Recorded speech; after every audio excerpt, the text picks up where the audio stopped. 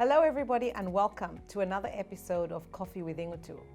Over the last week we talked about developing your real estate strategy, and over the next few weeks that's what we're going to talk about. So just a quick recap for those of you who missed the last Coffee with Inutu. We talked about 5 key things that you should be looking at when developing your real estate strategy. The first one being your vision. The place, type, and location. As we know in real estate, location, location, location. Your objective, how much revenue are you looking to gain either in rental income or the increase in value in your property? The third one was which sector should you be in, residential, commercial, industrial, or perhaps a mixed portfolio. And then your timing, when should you be entering the market? As I mentioned last week, I said this week we'll be looking at how to determine which sector you should be in. So we're going to take a little bit of a deep dive. So it may be a little bit more than 5 minutes today with coffee. So let's dive in. I'm focusing today on the residential sector. We have 3 sectors in the residential market that we look at.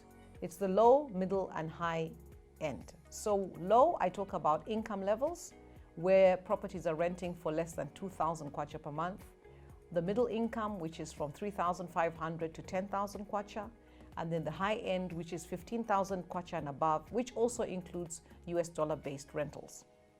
So let's look at a few things here when you are looking to purchase, when you're looking to develop your real estate strategy. Before you even begin to purchase, go into the decision to actually make a purchase. The most important thing is understand at each sector what is the entry cost and how much money will you need to enter that particular segment. There is no harm in looking at a low-income property. If your desire is to go for the middle income, but at that particular point in time you don't have enough finances for it, there is no harm looking at the low-income level. So you look at that. You look at your returns, meaning how much rental will I get per month, per year, against the amount of property, against the amount that I will be investing in terms of your purchase price. So you look at your yield, your return on investment, which is you divide the price of the property by the annual rental. So some people talk about a payback period. How long will it take for you to be paid back what you invested? Another aspect that you look at is the rental demand. There's a lot of homework that you should be doing in your real estate strategy before you go out and actually make that very specific purchase. Failing to plan is planning to fail. So there's a lot of planning that should go about it. It doesn't matter if you're buying a house for 100,000 kwacha or 1 million kwacha. You should actually go through exactly the same exercise. The next thing is about the area. What is the growth in the area? Is it being gentrified? When we talk about gentrification, we talk about improvement of the overall look and feel of the area.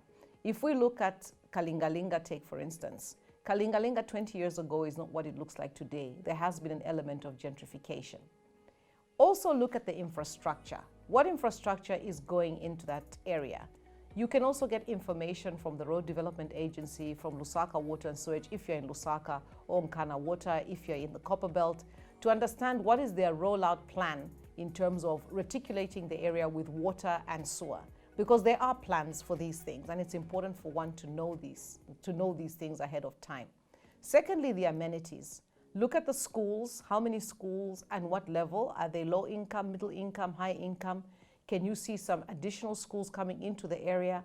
That will give you a view of where the area will be in the next few years. So those are the key things that you should be looking at when you're looking at which sector and at which sector you should be buying into.